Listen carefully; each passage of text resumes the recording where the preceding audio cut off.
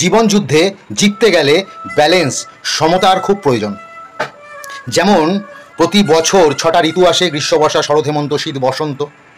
গ্রীষ্মকালে প্রচুর গরম, শীতকালে খুব ঠান্ডা, বর্ষাকালে অতিবৃষ্টি হলে বন্যা হতে পারে, গ্রীষ্মকালে গরমে কাজ করা যায় না বেশি, আর শীতকালে অতিরিক্ত ঠান্ডা হয়ে গেলে জমে যেতে পারি, অর্থাৎ মৃত্যুর হাত শীতকালে সবচেয়ে বেশি।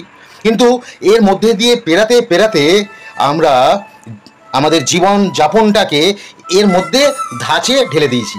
মানে কথায় আছে না যে ধোপে সয়ে যাবে, সেই রকমই আমাদের জীবনযাত্রায় সুখ দুঃখ আনন্দ বিভিন্ন অভিমান মান সব কিছু নিয়ে এই সমাজ সমস্ত কিছু নিয়ে চলতে চলতে দিন রাত, রাত্রের বেলা আমরা ঘুমাই, দিনের বেলা জেগে থাকি, কাজ করি, চিন্তা করি।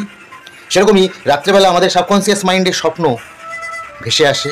তো এগুলোর মধ্যে অতিক্রম করতে করতে আমাদের জীবনটাও একটা ব্যালেন্সে চলছে। এই ব্যালেন্স যদি হারিয়ে যায় আমাদের জীবন থেকে, তখনই কিন্তু অসুবিধা, তখনই বিপদ, তখনই বিপর্যয়।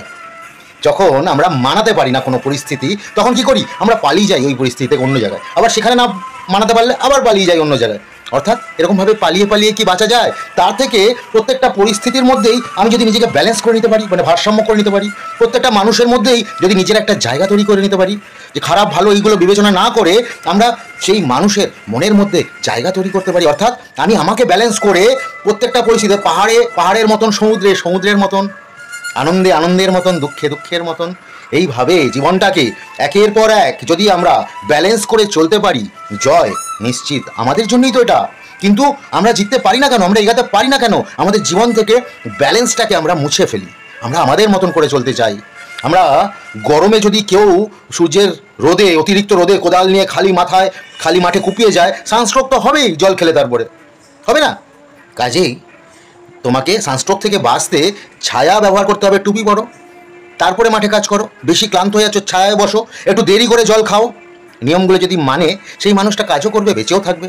আর নিয়ম না মানলে, নিয়মের বিরুদ্ধে গেলে কি হয়? পরাজয়। তাই আমরা তো জয় করার জন্য জন্মেছি। আমরা ধর্মের পথে থেকে সমাজকে এগিয়ে নিয়ে যাব, সাথে জীবনটাকে অতিবাহিত করব ঈশ্বরের পথে থেকে, তাই তো জন্মেছি। তাই সবার আগে যেটা প্রয়োজন, আমাদের সমস্ত কাম ক্রোধ লোভ মায়া মোহ এর উপরে ব্যালেন্স, ভারসাম্য বা সমতা বজায় রাখা। রাধে রাধে।